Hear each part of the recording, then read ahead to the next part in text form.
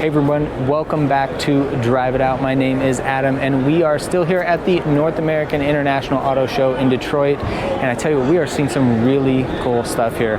Some up and coming stuff that I really think you should check out, and this is definitely one of them. This is the Chevy Equinox EV, right? This is a full EV. So we also looked at the EV Blazer that they have here. And this is going to be a little bit smaller as it is the Equinox, but I tell you what, you're going to be able to get this in front-wheel drive and front-wheel drive and all-wheel drive platforms, not rear-wheel. The Blazer you can get in the rear-wheel, but not this one. But they are talking about this full EV with about 300 miles of range. And I tell you what, if you are familiar with General Motors and their Ultium platform that they're starting to put their EVs on, that is definitely going to be under the underpinnings of this vehicle. But I tell you what, I really like what they are doing with the styling on their EVs. The new Blazer EV looks really sharp, and that styling on this Equinox is also really sharp. You can really see that they're doing things to make these cars, these EVs, look really sleek, and I think they're doing a great job at General Motors with that. So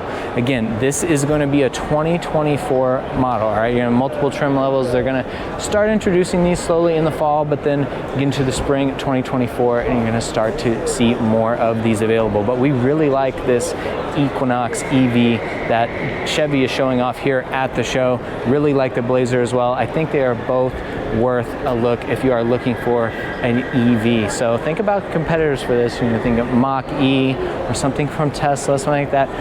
Tell you what, the Ultium platform is no joke, and I really think you should check out one of these and also look at the Blazer EV. But I wanted to show you guys this real quick.